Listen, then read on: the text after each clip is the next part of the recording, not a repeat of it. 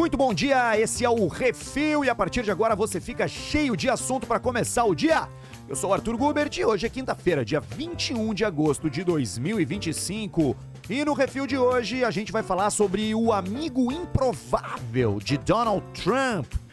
Ainda sobre Estados Unidos, tá? Qual é a diferença de poder de fogo entre os americanos e a Venezuela? Tem a volta de uma treta antiga, afinal de contas, onde nasceu Carlos Gardel? E no Ártico, o gelo parou de derreter. Para finalizar, você odeia o seu emprego? Escritora especialista em trabalho sugere uma solução. Vamos embora porque tem bastante assunto no programa de hoje, mas antes deixa eu fazer o refil do meu café. E lembrar também que com o cupom REFIL você assina os cafés especiais da All Brewder para receber em casa, do jeito que você quiser. O link tá na descrição do episódio no Spotify e também no YouTube. Seguinte, esse artigo aqui me chamou a atenção, tá? Eu peguei ele na Monocle, aquela revista muito legal com histórias sensacionais. E me chamou a atenção porque no meio todo da turma de líderes mundiais que estavam presentes ali no encontro entre o Trump e o Zelensky, teve um cara que chamou a atenção. Era o Alexander Stubb, que é presidente da Finlândia, que além de pequenina, não costuma aparecer junto dos seus conterrâneos europeus. O que ele estava fazendo ali? Boa pergunta. Aqui vai um pouco de contexto. A Finlândia fica no norte da Europa, na Escandinávia, e tem ali 5 milhões e 600 mil habitantes, tá? É menor do que o Rio Grande do Sul em população. Ela é vizinha da Rússia, sendo o país europeu que divide a maior fronteira com o país do Vladimir Putin. E além disso, tem história de guerra com Moscou, participando de vários conflitos ali com a Rússia desde 1918. O mais interessante é como ele foi parar no círculo de Trump. Jogando golfe, literalmente. Em março, o Alexander Stubbs levou seus tacos para a Flórida, para Mar-a-Lago, e desafiou o Donald Trump para uma partida. Passou o dia inteiro ali com ele, dando tacada, andando de carrinho de golfe, trocando ideia. E à noite, o Trump já estava dizendo para a imprensa que tinha um grande amigo finlandês. E desde então, os dois falam quase todas as manhãs por telefone. Saca só que figura interessante esse presidente finlandês. O cara é triatleta, foi do time nacional de golfe lá na Finlândia, vive bronzeado o ano inteiro, veste ternos impecáveis e tem uma grande qualidade. Ele escuta mais do que fala. E foi quem deu a dica pro Zelensky escolher uma roupa melhor pro encontro, né? Hoje o presidente finlandês é considerado a melhor ponte entre os Estados Unidos e a Europa. Mas aqui vai um detalhe, ó. A amizade com o Trump dura menos do que sushi de supermercado, né? O Macron já foi o melhor amigo, acabou virando alvo de tarifa. O Elon Musk era o herói do Trump e agora tá tratado como persona não grata. O teste real desse Alexander Stubb vem em seguida, tá? Porque em algum momento o Trump vai querer fechar um acordo com o Putin. E isso pode significar sacrificar a Ucrânia. E o que esse presidente bronzeado da Finlândia vai fazer? Ele vai sorrir, acenar, vai jogar golfe ou vai dizer que não? Por enquanto, ele desfruta do lugar à mesa. Mas muito em breve não vai ser a atacada dele no golfe que vai estar em jogo. Vai ser a coragem de encarar um telefonema para trocar ideia com Vladimir Putin. Interessante essa história. Ainda falando dele, tá? Do Laranjão, o Donald Trump mandou 3 destroyers pra perto da Venezuela. Esses navios aí não são barquinhos comuns não, tá? São da classe Arleigh Burke, o esteio da Marinha Americana. Cada um leva até 96 mísseis, incluindo os Tomahawk, né? O símbolo daqueles ataques desde a Guerra do Golfo, um míssil de muita precisão. Juntos, esses 3 navios aí que estão ali circulando pela Venezuela têm um potencial de 288 mísseis prontos para disparo, que é muito mais do que todo o poder da Marinha venezuelana. Para comparação, tá? Nessa campanha que eu mencionei contra o Iraque, em 2003, ela começou com 40 Tomahawks, né? Desses mísseis Tomahawks aí. Só esse movimento inicial de Trump na Venezuela são 7 vezes isso, imagina. O país do Maduro, por outro lado, tem uma frota naval bem modesta. São 2 fragatas antigas, 2 corvetas e alguns barcos iranianos de patrulha que até têm mísseis. O Maduro tentou equilibrar o jogo, comprando umas bombas iranianas, uns foguetes russos, né? Mas o problema é a quantidade, que é muito menor, a manutenção, porque ninguém sabe quantos desses mísseis realmente funcionam, e o alcance, que é bem mais curto do que os americanos. Olhando para o céu, a situação não melhora, tá? O grande trunfo de Caracas são os caças russos Su-30, mas estima-se que só metade está funcionando. Bom, no total, os Estados Unidos têm 74 desses navios aí, que mandou 3 para Venezuela. Além, é lógico, de portas-aviões nucleares, submarinos de ataque, um arsenal de 5.200 ogivas atômicas. A diferença em escala é brutal, né? Então, assim, se aplica a mesma lógica do Irã. Sem chance de bater de frente, resta a Venezuela evitar o pior. Mas se a escalada realmente acontecer, o desfecho é previsível, né? Os 3 destroyers são um recado. A diferença de poder entre Washington e Caracas não é só grande, ela é abissal. O Trump mobilizou essa força marinha ali para Venezuela com a desculpa de que precisa combater as gangues que traficam drogas para os Estados Unidos. É mais um desses movimentos que o Trump está fazendo que já não eram feitos há muito tempo. A última vez que os Estados Unidos interferiu nessa guerra do narcotráfico foi lá nos anos 80, né? E um pouco antes ainda, interferindo em algumas democracias na América Central e na América do Sul. Todos esses golpes militares que aconteceram aqui no nosso continente tiveram um dedo americano. Vamos ter que esperar as cenas dos próximos capítulos para ver o que vai acontecer. Carlos Gardel morreu em 1935 num acidente de avião em Medellín, na Colômbia. Mas, 90 anos depois, ele continua rendendo briga pesada entre argentinos e uruguaios. Saca só essa história. Semana passada, em Montevidéu, aconteceu um evento chamado Jornadas Gardelianas. A pauta? Provar que a versão mais famosa da biografia do Gardel é uma mentira.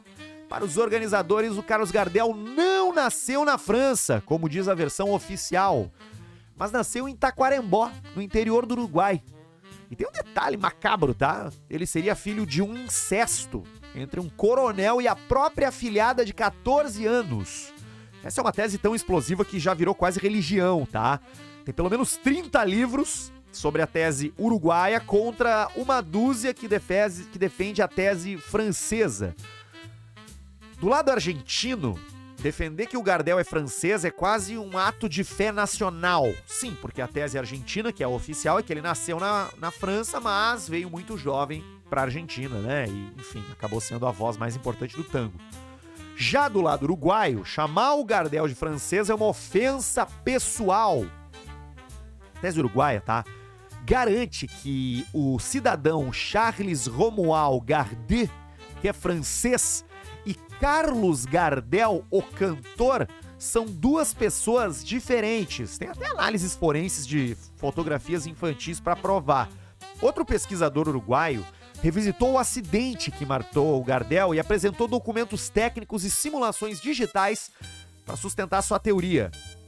Inclusive, um negócio que no bolso de um dos casacos que não se queimaram na queda do avião tinha um passaporte que dizia nascido em Tacuarembó, que fica no Uruguai. No fim, o tom era quase de tribunal lá no congresso esse, tá? Devolver a Gardel a sua verdadeira identidade. Segundo eles, toda a biografia é uma fraude, foi montada por empresários e herdeiros interessados nos direitos autorais do mito do tango. A verdade, para usar a analogia da música, continua dançando entre versões, como um tango que nunca termina. Mas o que fica claro é que, para uruguaios e argentinos, o Gardel não é só um cantor, é um pedaço da identidade nacional. Identidade a gente sabe que ninguém entrega assim de mão beijada.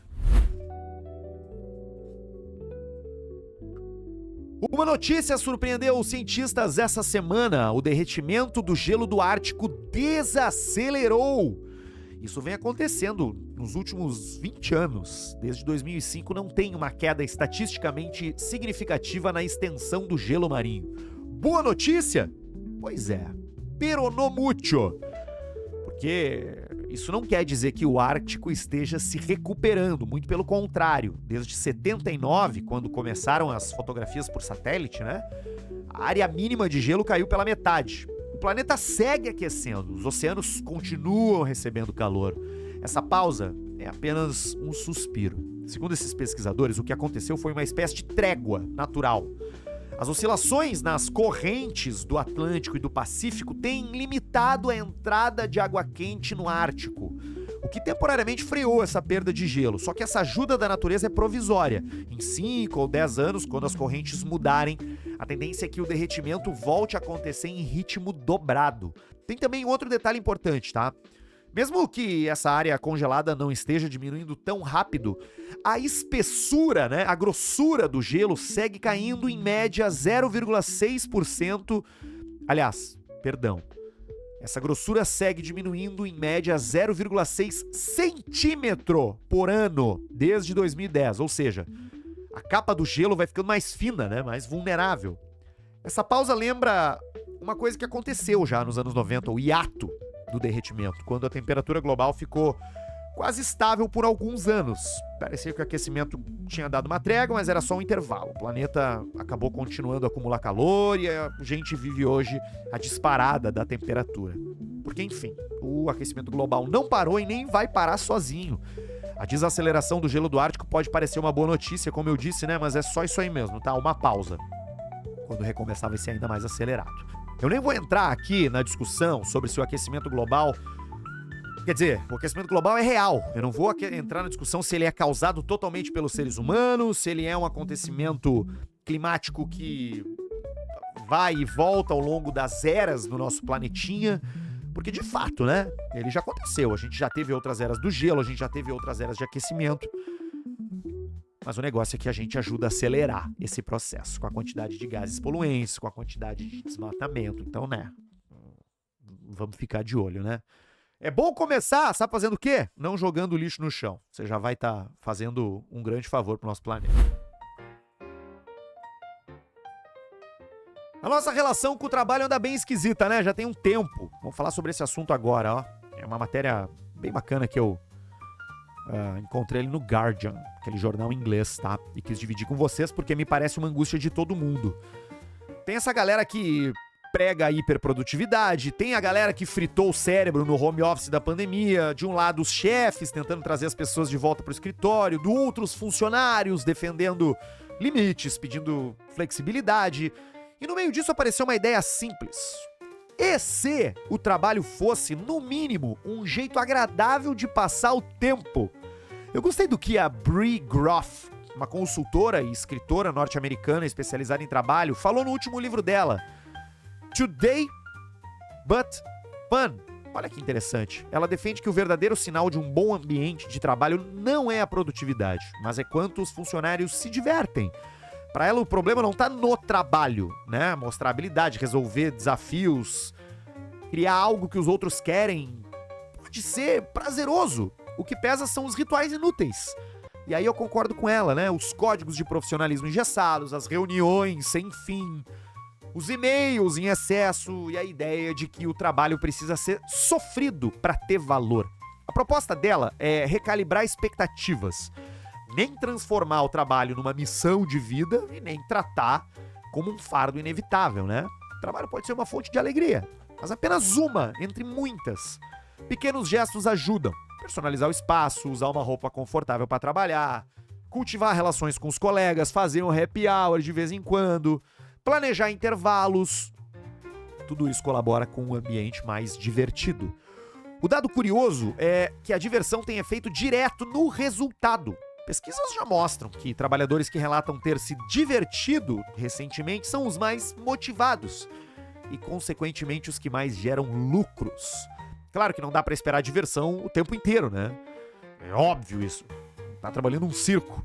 Mas acreditar que a maior parte dos dias de trabalho pode ter momentos bons já ajuda a mudar a perspectiva. O trabalho vai continuar existindo, mesmo com a ameaça da automação. A diferença é que as máquinas não sabem se divertir. Talvez esteja aí a nossa vantagem. Deixar que as máquinas façam o trabalho repetitivo enquanto a gente cuida do que envolve criatividade, relacionamento e bem-estar. Olha, eu sou um abençoado, porque fazer o que eu faço, trabalhar com comunicação, sempre me colocou em ambientes mais leves. Sempre houve cobrança, sempre houve meta, sempre houve números para buscar. Mas isso não significa que entre uma tarefa e outra a gente não encontrasse tempo para dar risada. Então, eu reconheço, ambientes mais leves são sim mais produtivos e mais lucrativos.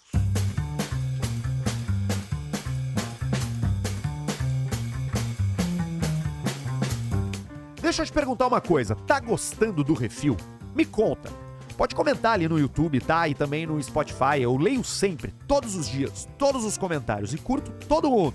Então se você tiver algum feedback, manda por ali. Aproveita e te inscreve, tá? Se estiver assistindo aí pelo YouTube, vai me ajudar bastante. Nesse primeiro mês de programa a gente passou os mais de 1.000 inscritos e eu sou muito grato por isso.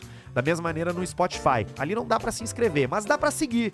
E dá pra dar uma nota também pro programa. Eu vou ficar muito feliz em ver que você tá gostando do que eu tô fazendo, porque eu tô adorando. Tô aprendendo pra caramba. Tô me conectando com um conteúdo que eu gosto, sempre gostei muito de fazer, que é de assuntos interessantes. E espero que esteja encontrando eco nos seus ouvidos. Amanhã a gente tá de volta com o último refil da semana. Não esquece, sempre às 6 da manhã.